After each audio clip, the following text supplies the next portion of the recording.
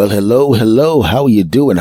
This is the S. Anthony Thomas. This is the S. Anthony Says podcast, episode number 494. I'm going to call this one, Sometimes People Just Need a Shot.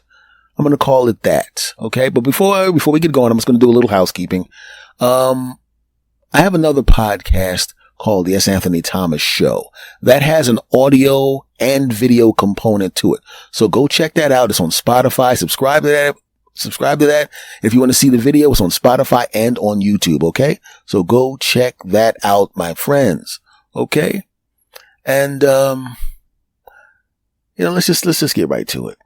Like I said, this episode is called Sometimes People Just Need a Shot. And I'm going to say, I know that people need opportunities. Sometimes people, they don't have the opportunities and situations are really, really bad for them. And it's beyond their control, right? I know what it's like to want to do something and then have it taken away from you. I used to do telemarketing. I know what it's like to get no. Even though I'm getting 10 sales, I know the no.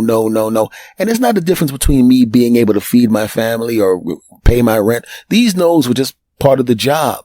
And I knew I wasn't going to get fired. I was on salary, plus I was doing sales. So it was not a big deal, but it was still beating you down and beating me down and beating me down and beating me down. But I've seen people where the no's are the difference between, like I said, being able to feed your family and not feed your family. And how frustrating that can be. I remember a guy I was at a store, a restaurant. Well, it was a restaurant store type place. And he had just gotten out of jail. And he was just looking for some place to work. He just wanted to work. I overheard him talking to another guy that was at the place. And he was just looking for a friendly face to talk to. That's all he wanted. And if that guy wasn't there, it probably would have been me that he was venting to. And he was talking about all the skills he had acquired over time and that he had a long record. Right? And he goes and asks the guy for the job and the guy just rejects him. And you could hear the despair in this guy's voice. You could see the despair in this guy's body language. He was crushed. See, when I got my no's back then, those no's were just part of the job. This no was the difference between him being able to pay rent or stay out of the streets or not. So it's different when you're getting beaten down like that.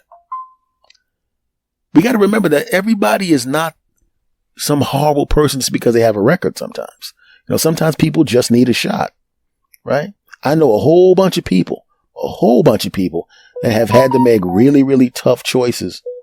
Really, really tough choices. Don't worry. That's my, putting my phone on airplane mode because it would start to annoy me. I know people that make really, really tough choices and there were choices beyond their control. Like say for the sake of argument, you have a record because you just want to go out and do bad things. Well, that's on you. But I know some people and I know of some people that quite frankly, they have a record and it was kind of out of their control. And people go, it's out of their control. If about 5 or 6 guys come up to your house and they know where you live and they live near you and they have weapons and they drag you out of the house and they say, you're either going to do this with us or you're going to wind up in that trash can over there. Well, what are you going to do? You don't want to do that bad thing, but you also don't want to be in a trash can and you won't be alive when you're in that trash can. And he knows they're not kidding. And he also knows that if they did do that, no one in the block or in the neighborhood is going to say anything because they don't want to have to deal with those people. Not that they don't care about you, but they got to protect themselves. That's how they feel. So he goes off and does the bad thing.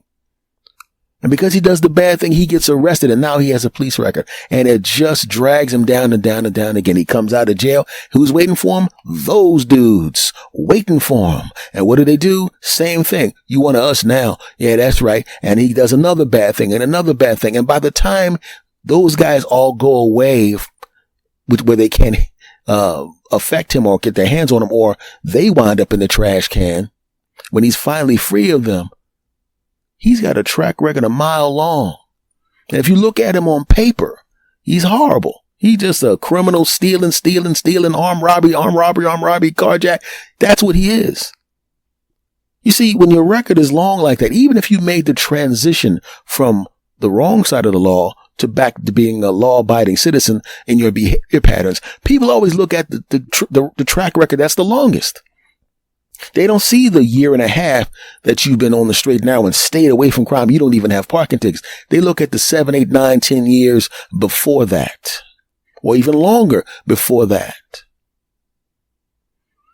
One of the worst times in your life is when you're transitioning from one thing to another. Now, I'm not equating being overweight like I am right now currently, but won't be by this summer. I'm not equating being overweight to being a criminal. I'm just saying the transition is uncomfortable when you're in that transition period.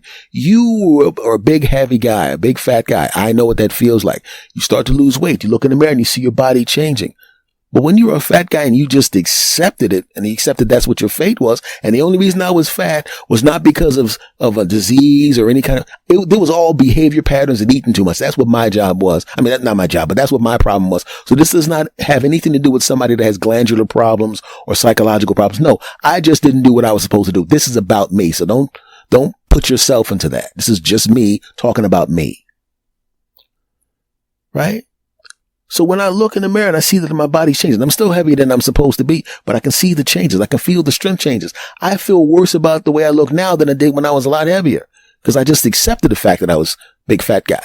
And now that I'm transitioning from fat guy to fit guy, I look in the mirror and I even like what I see less, because I know where I'm trying to go and I'm trying to picture myself there. And when I picture where I'm supposed to be and where I am now, I don't like the comparison. It feels bad. It feels awkward. You feel self-conscious. And that's just losing weight. That's not going to stop me from it hasn't stopped me from doing anything, but you know what I'm saying? But what about this person? He's got a track record, and that track record says you get him in here, he's going to steal something, he's going to rob something, he's going to take a gun out and rob you. That's what it says, but he's not that person anymore. Like the name of this episode, sometimes people just need a shot. He needed a shot. And I hope at some point he got it, because after he left the store, I never saw him again, so I don't know what happened. But I do know a person who was in a similar situation, and I saw what happened to him.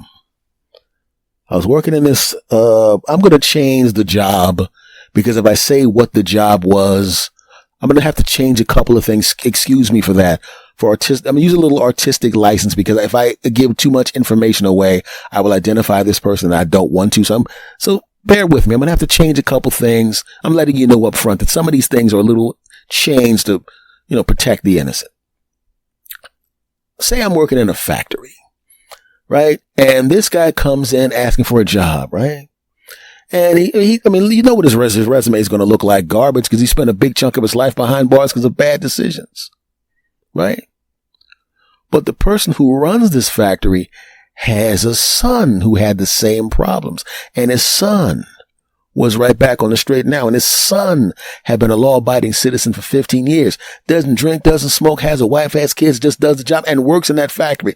So he gives this guy who has that long record, he gives him a shot. But the guy has a mean look on his face, because he's always waiting for the other shoe to drop. He's always waiting for the bad thing to happen to him. He's always waiting for the person to come in and look down on him. He's always waiting for the disrespect that he knows is going to come. At some point, the person who has the job is going to go, yeah, I hold your whole life in my hands because you have this job and because you've been making some money. Now you really need the job because your lifestyle has changed. Your life sucked. Now it's pretty good because I'm paying you, and you definitely going to do what I say, because you don't want to lose that. So you got a new apartment, right? You got a little piece of car now, huh? Yeah, you wouldn't want to miss those car payments and have that car taken away from you, huh? You wouldn't want to miss that payment on that apartment and have that apartment taken from you, huh? You don't want to have a taste of a life that you dreamt of, just being a regular, normal, everyday member of society without having to deal with a bunch of crap. You don't want to have that taken away from you, huh? Now, the people that try to do that don't say that out loud. Their behavior says it. All of a sudden, they just start putting you down. And he has had that happen on many jobs. And he has that look on his face. He can't take that angry look off of his face. He just can't. Even when he's laughing at something, he can't get that angry look on his face. I heard him laughing uproariously at something, and his mouth was laughing, but his face was still stone cold. Why? He was waiting for the other shoe to drop. But over the course of time, he started to realize that the person who ran this place was a good dude. And then he found out that the guy who ran this place had a son that literally had almost very similar problems that he had, and his son had been clean. So this guy who ran the place saw somebody in his position become clean, become sober, become this, become that, become a good member of society. He's seen it personally, so he believes it's possible. And because it worked for his kid, he wants to do it for this guy.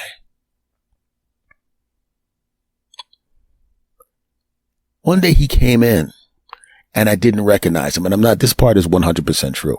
I didn't recognize him. I was wondering why this guy is walking into the place where we work. I was like, I know everybody here. Who's this guy? I didn't recognize him because he was smiling.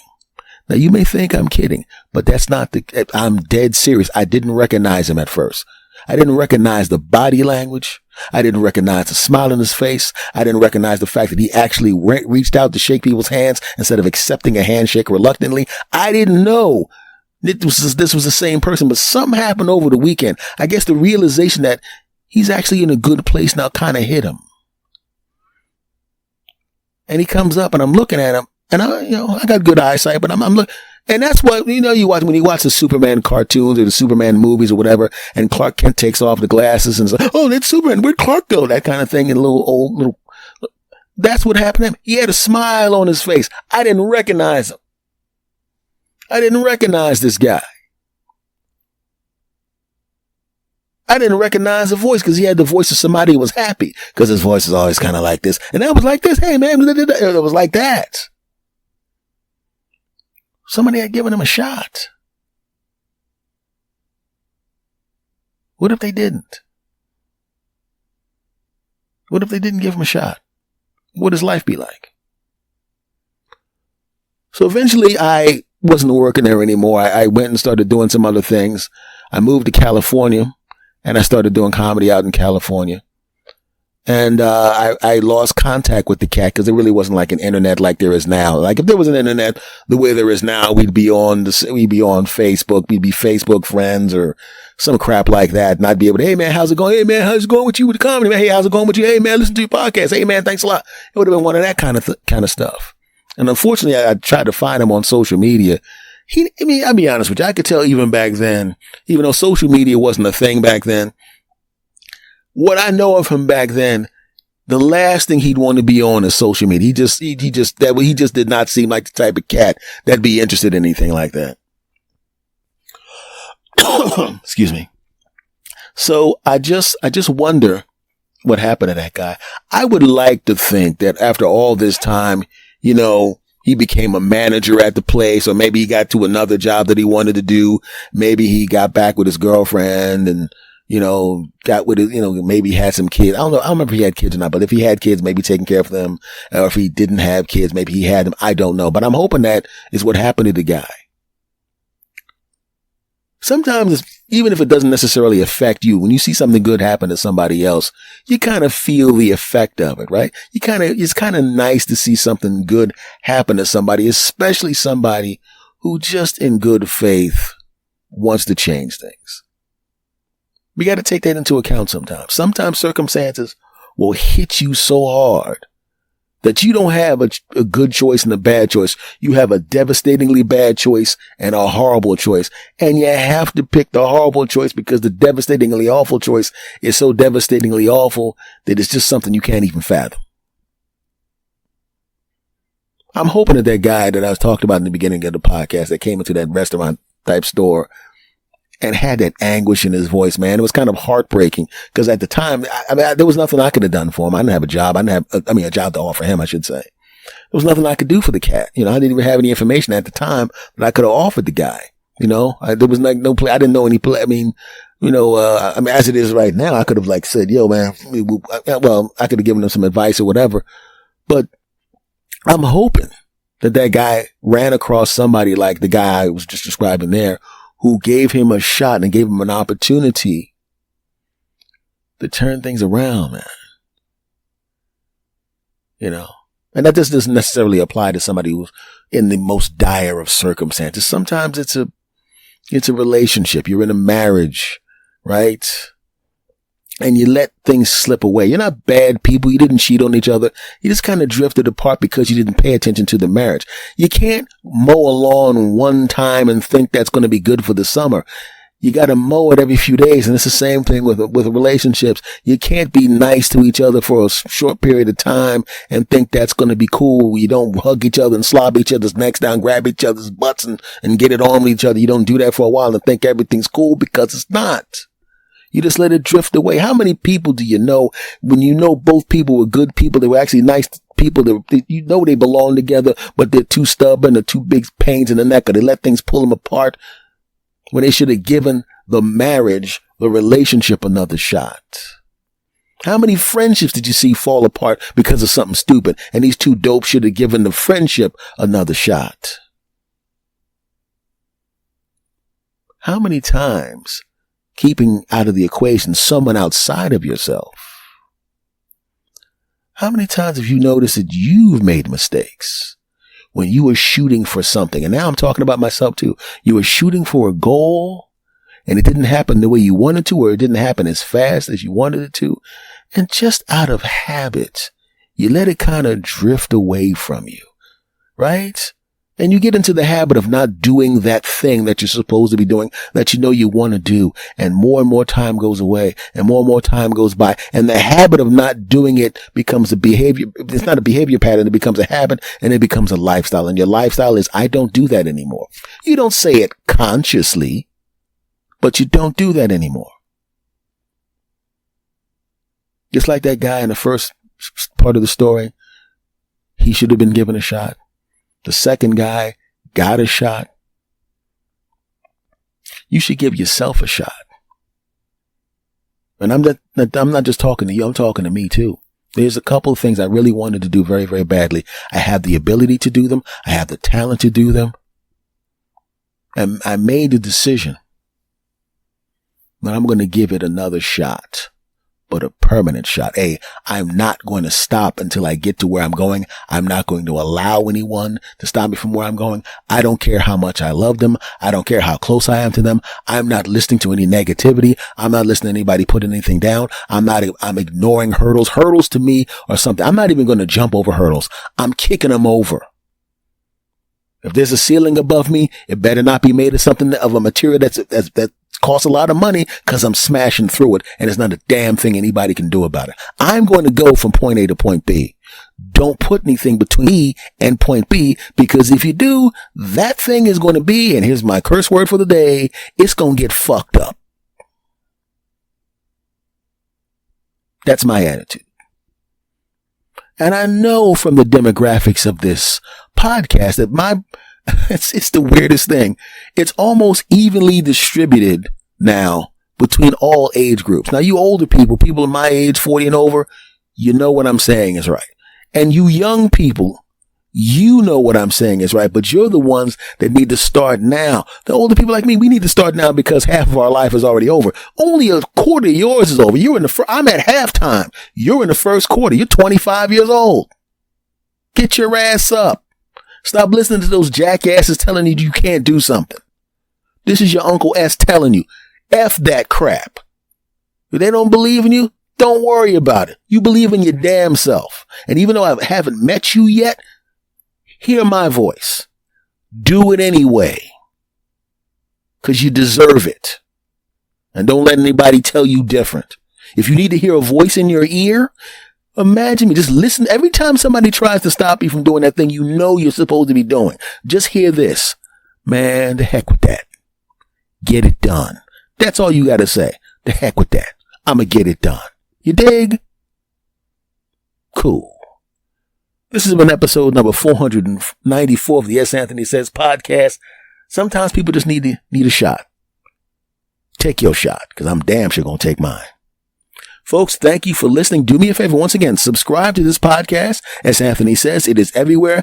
And I would really appreciate it if you would subscribe to my second podcast. That's the one where I'm going to do my podcast, as well as having interviews and doing some other interesting stuff, because I'm adding a visual component. And because there's going to be a visual component on the other podcast, I'm going to start doing a few interesting things that I can't do on an audio podcast. Okay. That other podcast is called The S. Anthony Thomas Show. Go check it out. The videos have already begun. I already did the first one on Spotify and YouTube. My YouTube channel is Mr. S. Anthony Thomas. Not the whole word, Mr. Just M-R and then my name, S. Anthony Thomas. Or you can, if you can't remember all of that, you can just Google my name, S. Anthony Thomas, and you'll find all my stuff. Okay? I look forward to hearing from you, and I look forward to talking to you, and I look forward to you seeing me. You can, in fact, you can watch me go from fat guy to thin guy on the podcast. You can see my current overweight but still handsome self shrink and become a fit, even more handsome version of myself. That is enough of an incentive.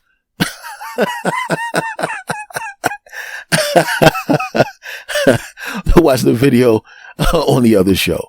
Much love to you, my friends. I will talk to you again later, and I appreciate you. Thank you for being here for 11 years. To the new people, thank you for coming along. And to everybody coming from YouTube, thank you. I know there's like 11,000 people over on YouTube. Thank you for coming over. The people on TikTok and all those other places there's a few thousand on those people, those accounts too, because I just started using them. Thank you very much. And yes, I am on Blue Sky as Anthony Thomas. Just go look me up. Much love to you all. I will see you again next time. Take care.